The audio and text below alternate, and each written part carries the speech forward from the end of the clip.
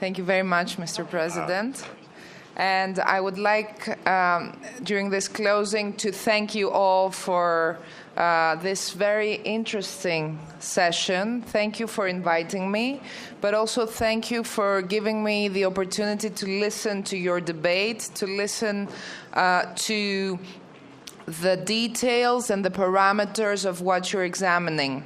In listening to what was said by both senators, parliamentarians, but also citizens, I couldn't help it but think of what came to my mind when I first read the first Memorandum of Understanding, the first legal document which took Greece down the cliff of debt and destruction through austerity and debt imposition.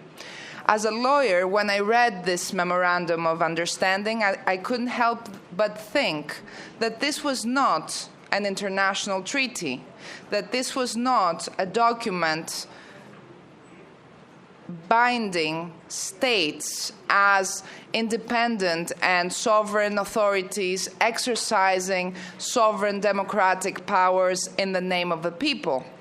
Rather, it was a text very much resembling, or actually totally alike, a trade agreement, as if Greece was not a country, but rather a company ready to go bankrupt, so it had to liquidate its assets and fire its citizens.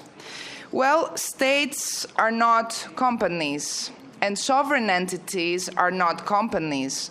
They're the guarantors of the people's rights, and they're the guarantors of democracy.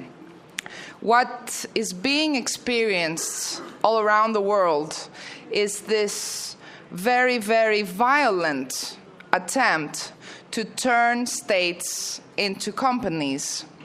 The TTIP, the CETA, these agreements are just blown up versions of the memorandum. And when I look at what you're examining, I think a lot about removal of sovereign power and treating regional power and public power as if it was commercial. When we're representing the people, we're not doing business. We are forging policy. And there are indeed, at this point, a lot of private interests who would like to do business with public money and at the detriment of the public interest.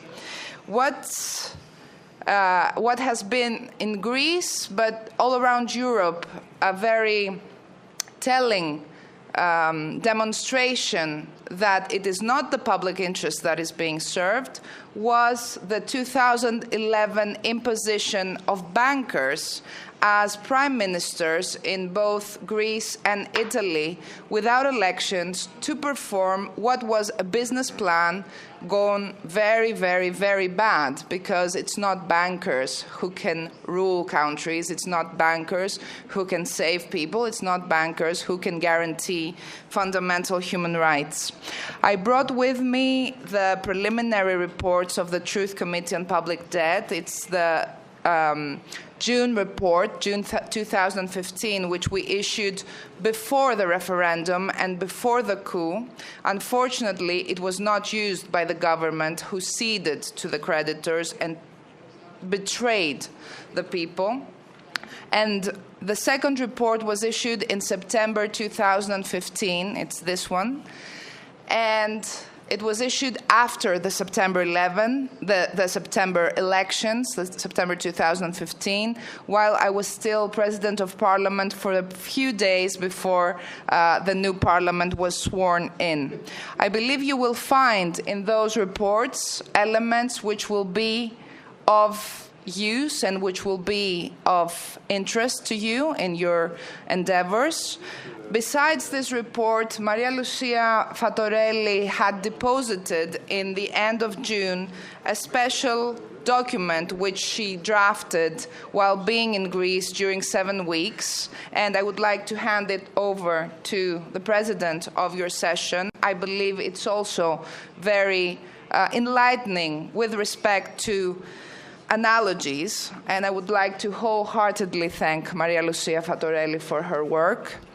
Finally, I just would like to say that the fact that your National Congress of Parliamentary Front for the Audit of Debt with the Participation of Citizens made me the honor to convey to me this recognition and tribute.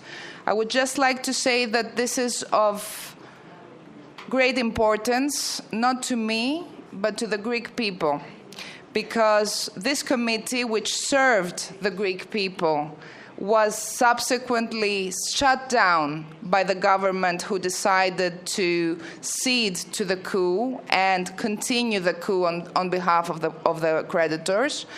And this committee was subject to a witch hunt. These reports were removed from the Parliament's website. They were locked in places where they couldn't be distributed. The committee was shut down by the new Parliament president, and its archives were also confiscated. So you're holding a very, very precious document. The committee did not obey. The committee transformed itself to an association. It is now operating as an association under Greek law. It performed its first public convention 2 weeks ago in Athens, and it will meet again in April 4th, 2017, 2 years after its creation. It represents the right of all people to know the truth about how public debt is being used against the people and against democracy. And in this respect, I would like to thank you for giving me the opportunity to let you know not only what happened in Greece, but also what may happen in Brazil. Thank you.